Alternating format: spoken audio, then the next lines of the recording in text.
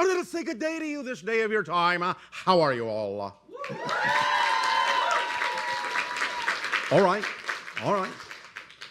Once again, we thank each and every one of you and all of you together collectively for the co-creation of this interaction and the allowance of this transmission at this time.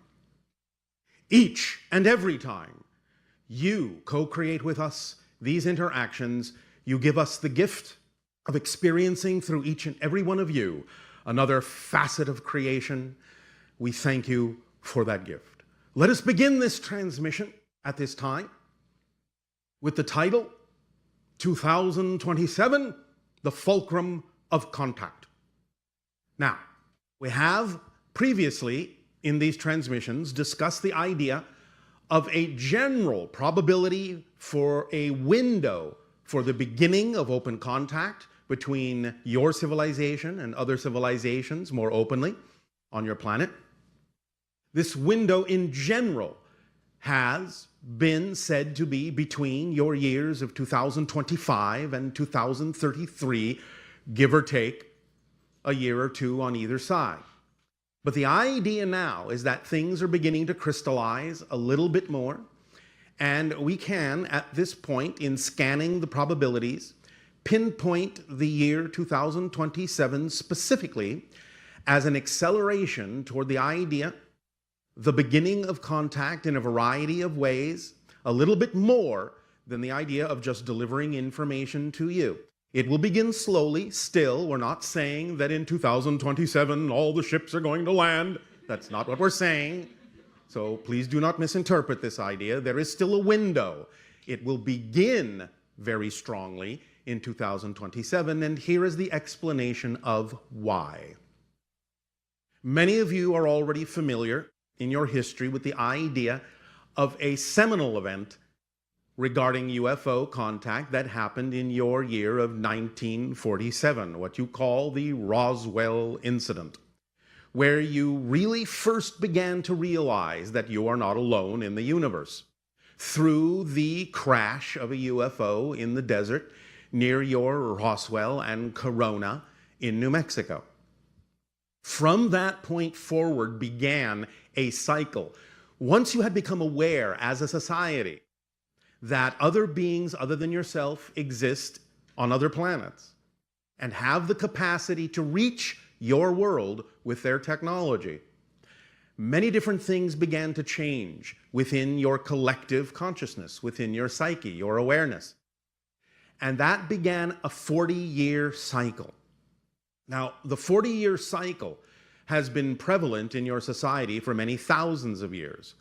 The idea is that 40 years is generally, in your reality, the time it takes for a complete transformation of a society into a completely new point of view. You see examples of the idea of people changing over 40-year cycles throughout much of your literature if you look for it. The idea, therefore, is that from 1947 to 1987 was the first 40-year cycle when you became aware of the idea of other life in the universe. And in 1987, many of you started to realize that there was another culmination cycle going on then, and you called it the harmonic convergence. And at that time, we began to bring through more information about what's going on out in the universe and how different kinds of societies relate to your world, specifically about the idea of the beings you call the Greys, and how we first began to explain the real legacy, the real history of what that society was all about, being that they were originally humans on a version of Earth in a parallel reality that did not necessarily take care of their world, that destroyed their version of Earth through their technological means and their lack of spiritual context, and mutated themselves eventually in order to survive into the beings you now know as the Greys. We told you this story and helped you understand that the reason that they came from their reality to yours and many other versions of Earth was to access viable human DNA since they were no longer able to reproduce, And with that DNA and their technology, create a race of hybrid beings that would continue their culture so they would not die out. As we have explained many times, of course, we are one of those hybrid civilizations.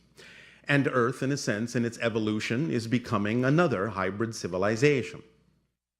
But the idea being from that point forward in 1987, when you began to realize what the larger story was and how you're connected to it, and how the information that we share with you is not only for the purpose of continuing the Gray's original culture from the parallel Earth, but also to help your world not necessarily go down the same path of destruction, because you had many similar traits and still have many similar traits to what it is that brought about the destruction of their version of Earth in their reality.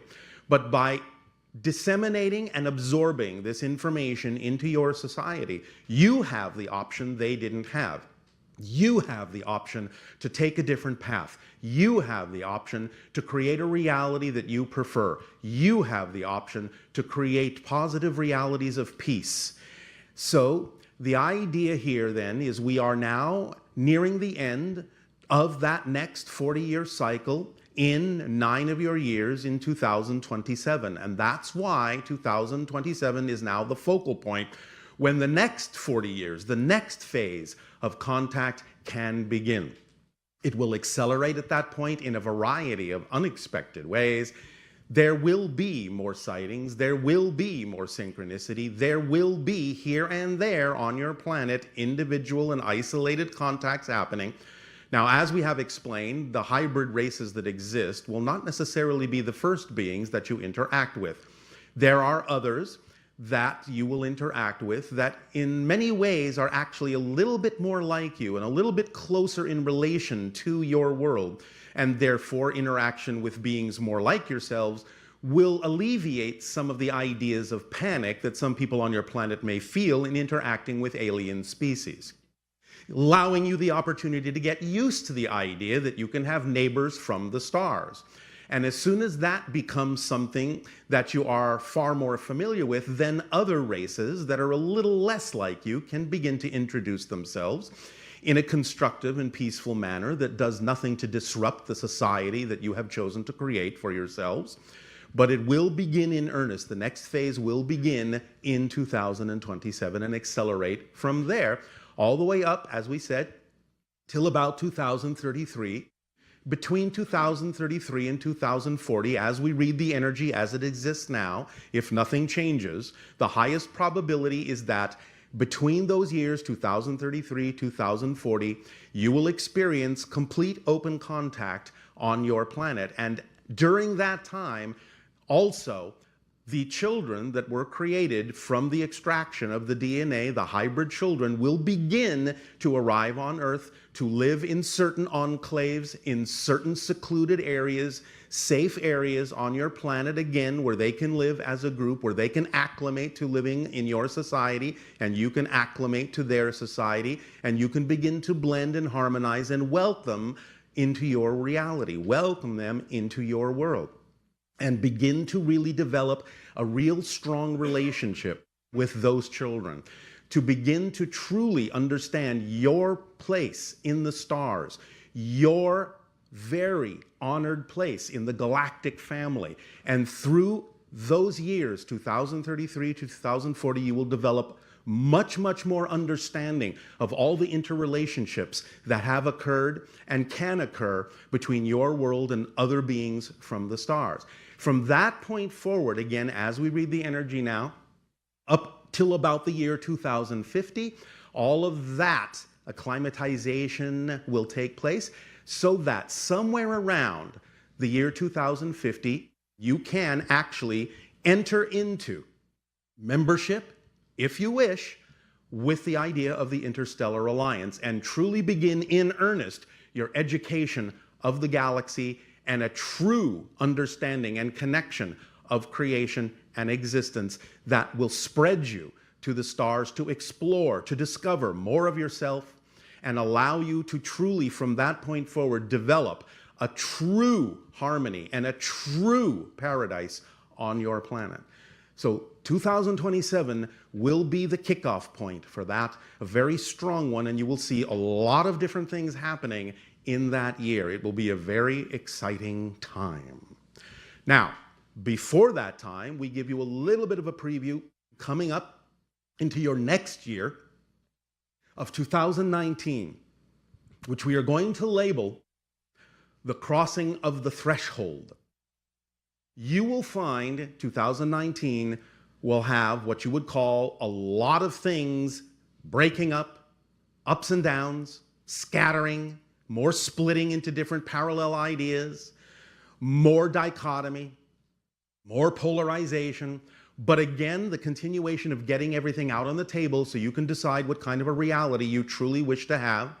And it will lead up to your year of 2020, which is a very important point for a variety of reasons we will get into in more detail later. But the idea is you can understand it symbolically as not only the idea of 2020 vision, seeing very clearly now where you are heading, but also the way you use it in your reality of 2020 hindsight, where you can really look back, see where you've come from much more clearly to make a very clear decision in that year of where it is you would prefer to go, and really begin to live in the reality you prefer, regardless of what may be going on with other people's choices, regardless of what other choices they may make to experience different kinds of reality than you may feel vibrationally compatible with. Regardless of that, the splitting into the different parallel realities and the different paths that can lead you into the reality you prefer will truly be happening in 2020, where you will have a much clearer understanding and a much clearer vision of where you've come from, why you've come that way, and where you can go from there. And that will help in that period leading up to 2027.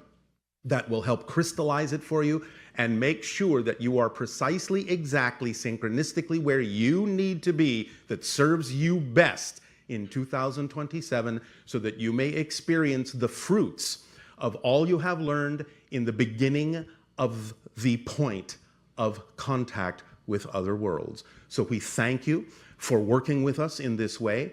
It is absolutely our passion to be able to further contact with your civilization among the other civilizations that we have contacted.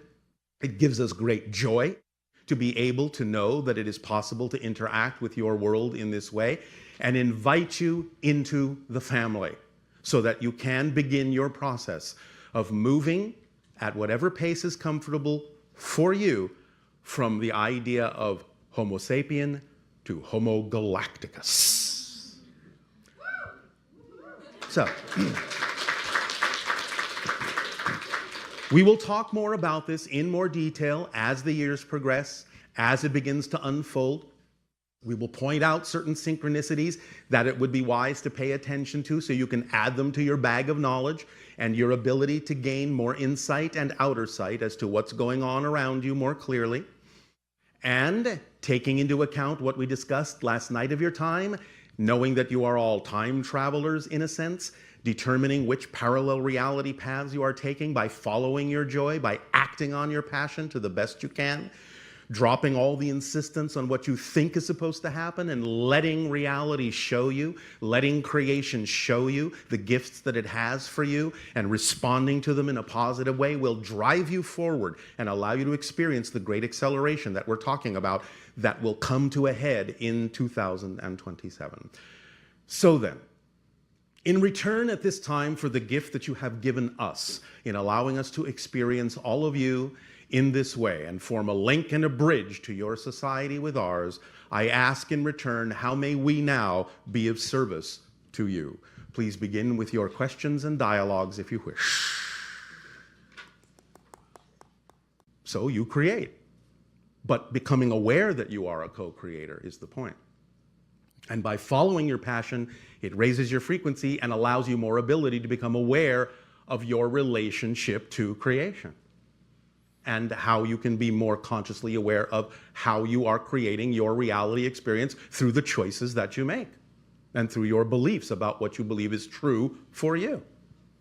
Yes? What does my frequency look like to you? Can you see like At this particular moment, your overall frequency is somewhere around 135 to 137,000 cycles per second as we read you right now.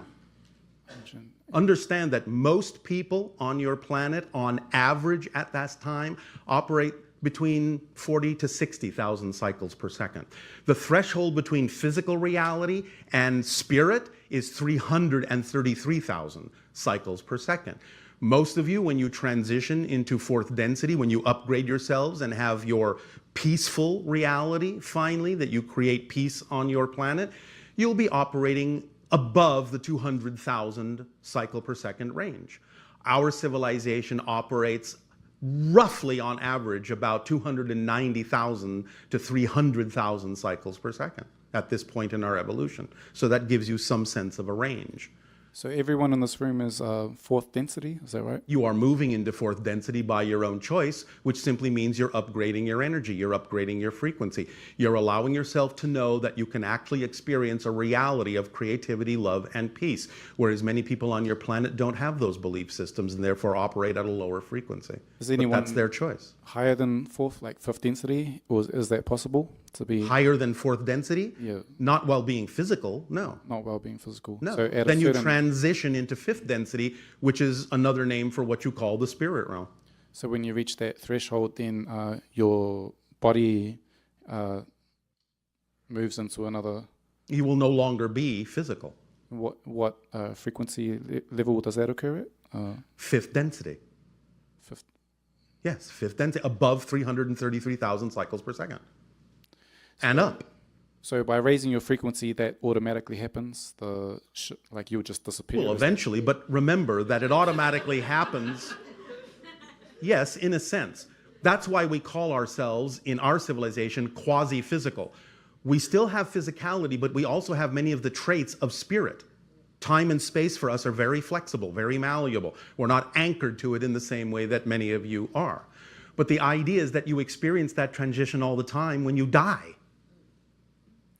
Say what color is my aura, for example? Like what core? Right now, as we perceive it, it's kind of an iridescent, silvery, light seafoam green. Is there a core like color that you stay with throughout your life? The core color is white. White. Yes. The highest frequency, that's the combination of all the frequencies. Is that my particular frequency, or is that The core frequency is everyone's core frequency, because the core frequency is your spark of creation. Your spark of all that is. But you have variations as a spectrum based on what aspect you're expressing of your core at this particular moment. You're nowhere near expressing your total core. right?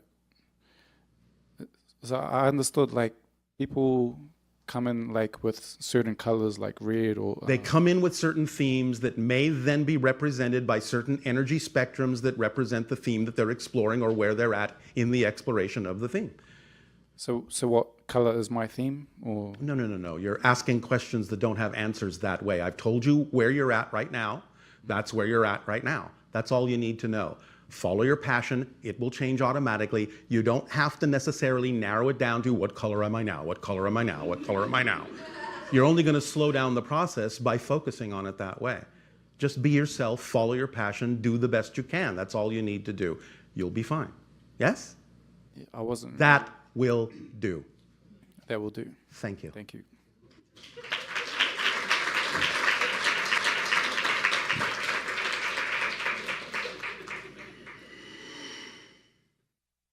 Hello, Bashar. And you good day. I had another incident in the snow. Another incident in the snow. Yes. All right. So I went out and there was a gazebo with a Yes. Christmas tree inside it. Yes. And I went out there and the Christmas tree had fallen down and I put it back up. And then the next night when I went out, there was a path that was carved in the snow with rose petals. Yes.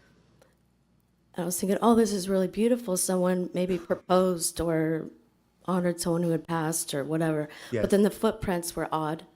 In what way? They were small and they're like little dress shoes. They almost look like little The shoes of a Like child? leprechaun or a child's shoes, yes. Yes. And then there was like a few animal prints. All right. Can you give me clarity on what that was? I can.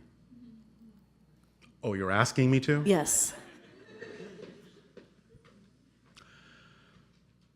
Understand that as your parallel realities begin to split, you will find that there will be more also of a kind of crystallization in the energy field of your planet that will allow for what you would typically call both nature spirits and also sometimes, on rare occasions, some of the hybrid children to come and play a few tricks with you and set up symbols and set up scenarios like a game for you to follow to see what you do with that and what it leads you to within yourself. So there are other kinds of beings that do exist that are connected to your world that you don't often see because you're not necessarily on a vibratory level to do so, but they have their own reality.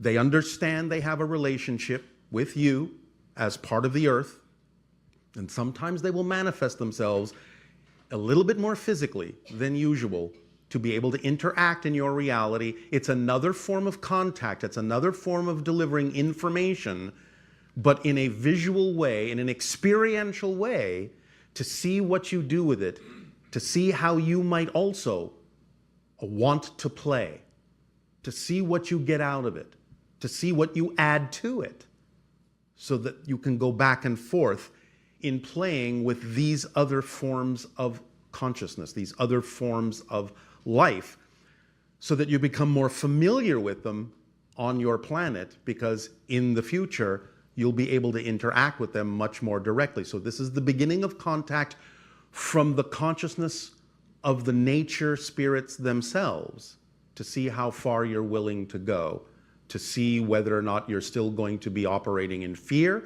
or whether you're going to be operating in joy and love. Yes? Yes, well, it was really joyful and loving. All right. And I took some of the rose petals home and put them in my medicine bag. All right. And so? I don't know why I'm crying right now. Because you are aligning with your true self, and that usually forces the chemical components of negative beliefs out of your system through your tears. It's tears of release, tears of alignment, tears of joy when you are aligning with something you know is true for you, when you've discovered a new piece of yourself in the world. You have discovered a treasure within yourself, a treasure of your connection to those levels of reality, those levels of creation that allows you to be more free to be who you are. That's cause for release and joy. Yes? Yes, Does this help? yes, Anything else? yes. So when I discussed with you before, my teacher with the bone knife, Yes. I've had more communications with him, All right. and I decided to find out on my own Yes. who he is and where he's from. All right. And what have you discovered? It's still confusing. I still That's don't. all right. It's a process. So Doesn't have to Does come he- right away. is he incarnated at this I time? cannot help you in this process yet. You're in the middle of it. Can't spoil it for you. Can't spill the beans. Let the cats out of the bags. Open all your presents. You need to go a little further in your process on your own. Keep going. You're doing fine. At some point, we'll be able to discuss this with you further, but not in mid-process. Otherwise, we spoil the surprises for you. Okay. All right? So you're probably not going to tell me what it means to follow the red feather? I probably am not. Okay. Good guess. Yeah. So the signature frequencies, so we all inherently have a very unique frequency. You all But have they a all can unique change? expression. Your signature vibration, in a sense, will not change, but you can change the secondary vibrations around it that represent your unique expression of the signature frequency. But the signature frequency is a different expression from everyone else. It's your unique reflection of all that is. Your unique reflection as an expression of creation. Yes? Okay. And then you can express different frequencies of that, different ways of expressing that signature frequency as you go through your process of rediscovering yourself. So when you're reading someone's frequency, you're reading the frequency around the signature? Yes. Okay. Because if I just read the signature frequency, it wouldn't really matter much to you. Your signature frequencies are all very, very, very high. It's just that you're clouding them with all sorts of fear-based belief systems that doesn't allow the light to shine through as strongly as it could. Okay. That's the whole point. It's clearing out the attic, clearing out the basement of all the negative fear-based beliefs that cloud your ability to express the signature frequency that you are as an aspect and reflection of creation more fully. That's what this is all about. Letting go of who you're not and being who you truly are. Each of you is a puzzle piece within creation. You are a certain shape. That shape fits with all the other puzzle pieces to create the big picture of all that is. But when you try to be a shape you're not, you won't fit. You won't help create the big picture. Trying to be someone you're not is the most difficult thing you can do in life. It exhausts you. It tires you out. It kills you, literally, to be someone you're not. Let go and be who you are. Uplift yourself, and then you will fit, and the big picture will be formed before your eyes. Yes? Yes. Yes. So in light what you said about the fulcrum, Yes. I was going to ask about like an update on the precursors. Are they going to be more They will be more active. active? For those that don't understand, precursors are extraterrestrial beings that look similar enough to you that they can walk among you, but they have a very different frequency. And the precursors go about your planet from time to time, walking through your cities and your countrysides. And when you might sometimes now and then pass by them, they observe to see if you can tell that they're not from your world. That is used as a measurement of your sensitivity and your readiness to be able to interact with beings from other civilizations. That's the job of the precursors. So that will increase, and especially it will increase in the fulcrum of contact year of 2027. Yes.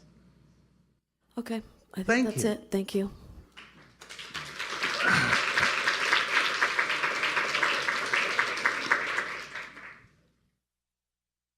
One moment. Somebody asked, well, which civilization are the precursors from? They are from the fourth hybrid race, the Shayael, and some from the Yael, the fifth hybrid race. Because those are the ones that look most like you. Hello, Bashar. And a good day. Thank you. I would like a little clarity on the concept of vibrations. Yes. Because I think you talk about raising or lowering your vibration. Yes, and your I was wondering what it is actually It's your energy. that's vibrating. Energy has frequency to it. A simple example is what you call your visible spectrum of light, yes? You know it's all the same kind of electromagnetic energy, but you know that red is a different frequency, a different vibrational rate than blue, which is a higher vibrational rate. Yes? Yes. So when you allow yourself to align with your truth, your passion, your creativity, your love, you are allowing yourself to upgrade and accelerate, raise up your frequency. And by raising up your frequency, it makes you more sensitive as a receiver, in a sense, as an antenna, to pick up on even higher frequencies above and beyond your reality. Your senses expand. You start being able to perceive the structure of existence. You start being able to understand that you have a direct connection to Source. You start being able to actually experience it in that way. You start being able to realize that you are already being given everything you can possibly be given You don't necessarily have to ask for more. It's that you just have to pay more attention to what you're already getting. And raising your frequency makes you a more sensitive receiver to be able to pay more attention to what you're already being given that helps you. Yes? Does that answer your question? I think I could think about that for a long time, actually. Well, if you insist, you can think about it for as long or as short as you wish. But it's really not that complicated. You're just making yourself basically more sensitive to receive higher energy information by matching that level, by matching that frequency. Remember, the principle is you cannot perceive what you are not the vibration of. So when you are vibrating at a certain rate, at a certain frequency, you can't perceive the things that are vibrating like this. You have to raise your frequency and become matched to that frequency like two tuning forks to be able to receive and understand and translate and process that vibration and all the information and all the experience that is relevant to that vibration. If you're down at this level on this vibration scale, you can't really have any experiences that are representative of a different vibrational level. Make sense? Yeah. You have to think about that for a while too, I suppose. But to rate, I guess the second part of my question would be to Yes. raise my vibration. That's the formula that we've given you all. Yes? You act on your highest passion because passion is the translation in your body of your true frequency. You do it to the best you are able, and you do it with absolutely no insistence and no assumption, thinking that you know what the outcome is supposed to be of acting on that passion because your physical mind really has no idea.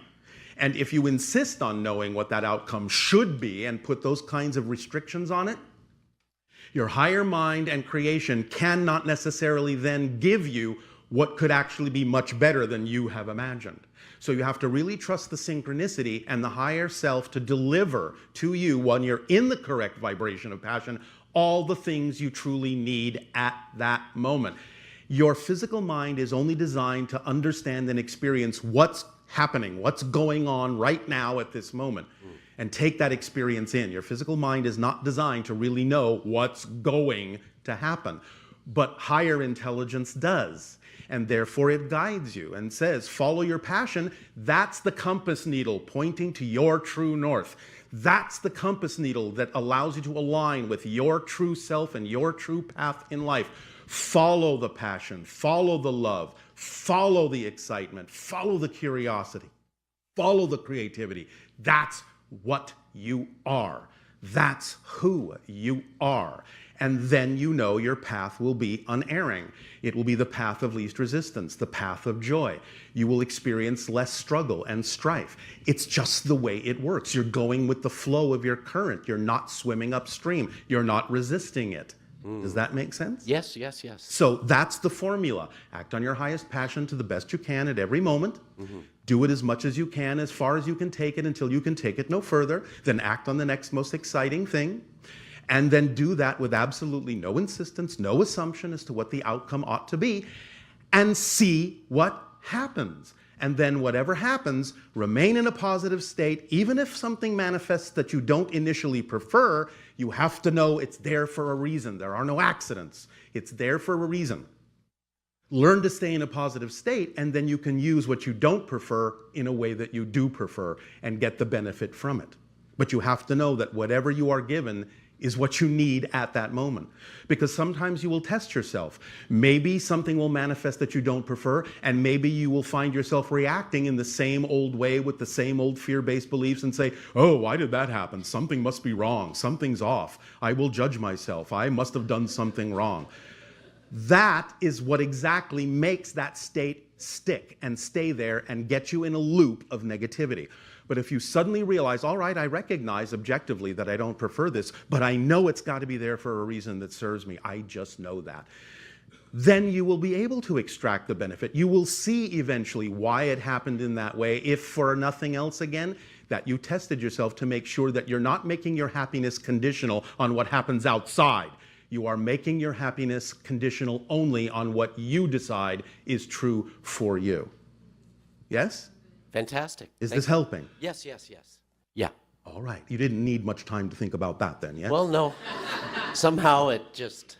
clicked in there. Yes. Yes, thank you. Anything else? That's it. All right. Thank you so very much. Thank you. Thank you.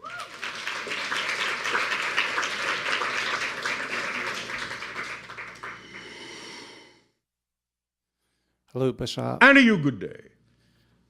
Going back to when you were talking about the 9 levels of consciousness, Yes. I was trying to get a better understanding. You made an emphasis on the emotions, the beliefs, the emotions, and the thoughts, reversing Yes. them. Belief systems are the blueprint that leads to emotions, thoughts, and behaviors that creates your experience in reality. And you made a point to say that the way we normally think about that, we should flip that upside down. So that No. beliefs are on No, top. no. Not that you should flip it upside down. What we're saying is you think it's upside down. Yeah. That's the way your society sees it. In other words, you think your subconscious mind and your unconscious mind are below your conscious mind. They're not. They're above, because it comes from the less physical to the more physical. So the unconscious mind is actually a higher frequency than the subconscious mind, which is a higher frequency than the physical mind. So what we're saying is you need to understand that that's the way it actually is, so that you can work with it in a more constructive way, rather than thinking that the subconscious and unconscious mind are below or beneath the physical mind, which gives the physical mind the idea that it's somehow in charge, which it's not. So is this compatible with the idea of the chakra system?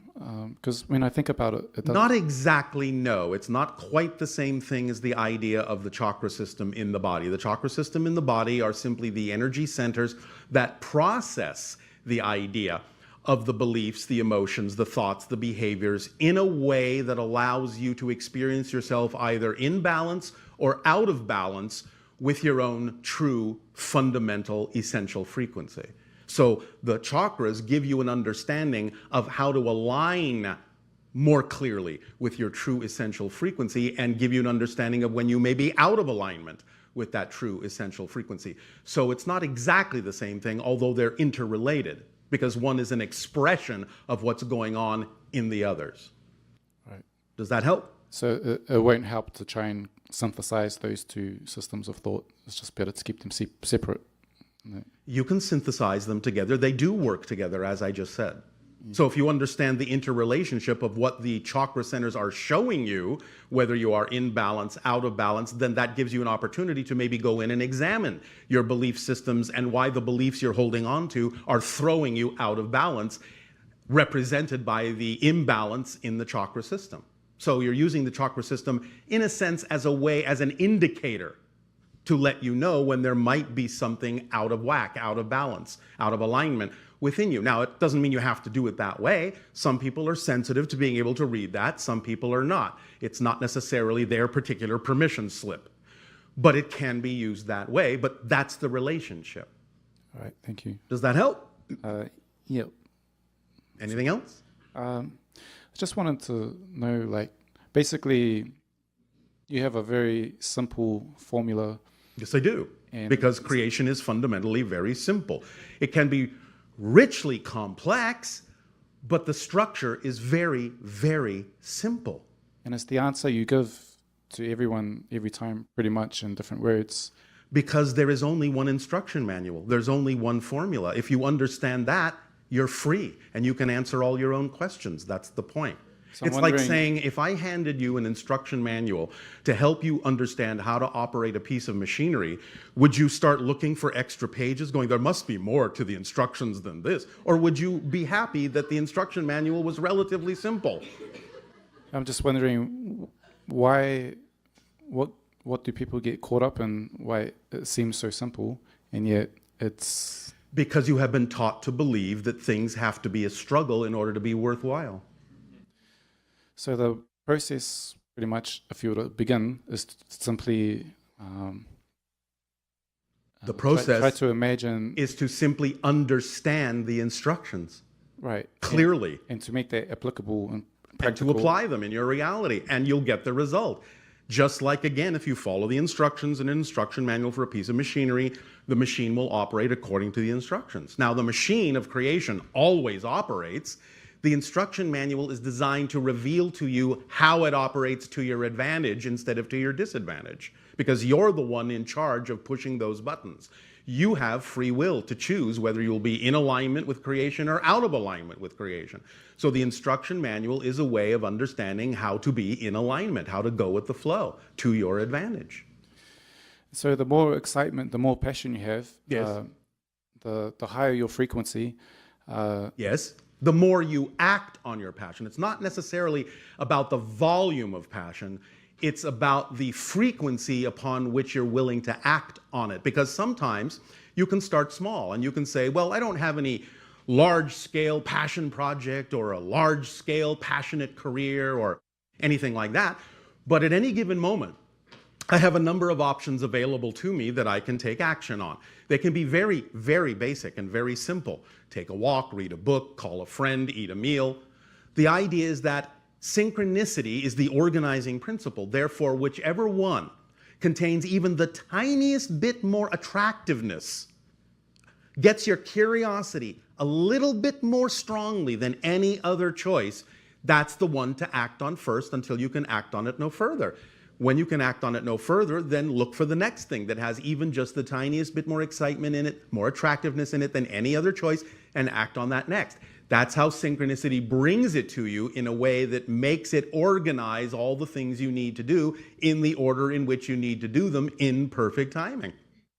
And you can start that way. Now, eventually, if it needs to build up into something bigger, then it will snowball into something bigger because more and more opportunities will come to you synchronistically that might be representative of larger opportunities, larger expressions of your passion.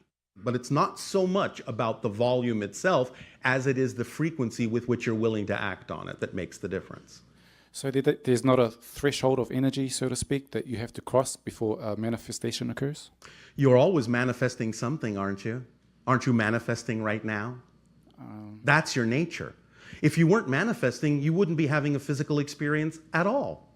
So obviously you can manifest.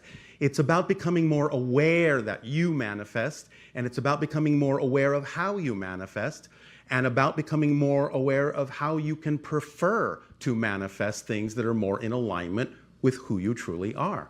It's not about learning to do something you're not already doing. It's about becoming more aware of what you're already doing in a conscious way. That's all. You're already manifesting. That's natural. It's built in. You can't help it.